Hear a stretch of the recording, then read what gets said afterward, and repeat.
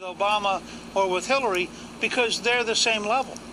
Don't fight with people other than Obama and Hillary. But I hope he's going to be very tough with Obama, because what Obama said today in the White House, standing next to a foreign leader, I thought was pretty despicable for a president of the United States to be that harsh about his potential successor. Well said. I mean, talk about undermining the United States of America. Barack Obama potentially did that today. Powerful statement. We'll continue. We'll have more with Newt Gingrich right after this break, and also coming up. I'm telling you, November 8th, we better be careful, because that election is going to be rigged. And I hope the Republicans are watching closely, or it's going to be taken away from us. Donald Trump last night right here on this program said that he thinks the Democrats will rig the election in November. I have some evidence he could be right. I'll explain. And also tonight.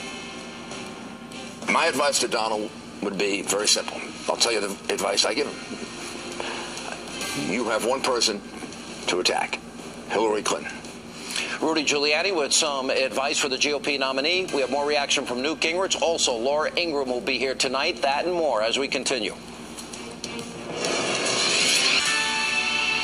Live from America's news headquarters, I'm Leah Gabriel.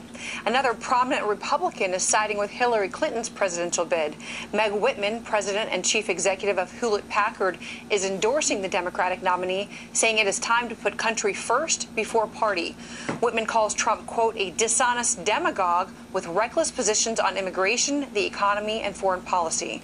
Whitman adds she is making a substantial contribution to the Clinton campaign. So far, no response from the Trump camp.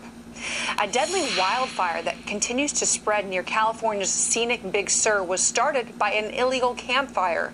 Investigators say the blaze started 12 days ago in a state park where campfires are prohibited. No arrests yet. The massive fire has so far burned 67 square miles and destroyed 57 homes. Firefighters don't expect to have it out until late this month. I'm Leah Gabriel. Now back to Hannity. I'm telling you, November 8th, we better be careful, because that election is going to be rigged. And I hope the Republicans are watching closely, or it's going to be taken away from us. All right, Donald Trump last night right here in this program talking about how he believes that it's possible the election in November could be rigged for Hillary Clinton. And earlier today on Fox and Friends, former New York City Mayor Rudy Giuliani, he shared some advice for Mr. Trump. Take a look. My advice to Donald would be very simple. I'll tell you the advice I give him. You have one person to attack: Hillary Clinton. And Barack Obama, because it's the Obama administration. Let all of us, myself, Gingrich, Christie, this whole army, let us attack everybody else. That's always been my rule in politics, which is you run against one person, don't run against the world. And we continue with former Speaker of the House, Newt Gingrich. Let's go back to the earlier issue of Trump saying we got to be careful that it's rigged. Now, we did learn that the DNC rigged a system with superdelegates, and the DNC was fully behind Hillary Clinton the entire way, and the emails prove that. Here's an interesting statistic. The Philly Inquirer, 1 week after the 2012 election, pointed out that in 59 separate precincts in inner-city Philadelphia, that Mitt Romney did not get a single vote, not one. And according to the Cleveland Plain Dealer, there were 9 precincts in Cleveland alone. Again, not a single Romney vote, not one. Now, maybe I'm conspiratorial, maybe this is a stretch, but 70 districts in 2 cities, 70-plus districts, not a single vote for Romney? Is that possible? Sure. Look, my first real presidential election in terms of being involved and paying attention was 1960 between Nixon and Kennedy. And I don't think any historian doubts that the Democrats stole Illinois and they stole Texas, and that was the margin of the election. It was just straight-out theft.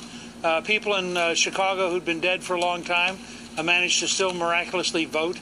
People in parts of Texas where Lyndon Johnson could deliver them voted even if they no longer existed.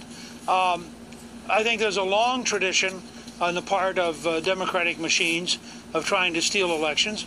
And that's why what really matters is for Republicans to recognize that and organize enough Republican attorneys and Republican poll watchers to offset it. I mean, you have to assume the other side, and this goes back to everything that Trump has been saying about Hillary.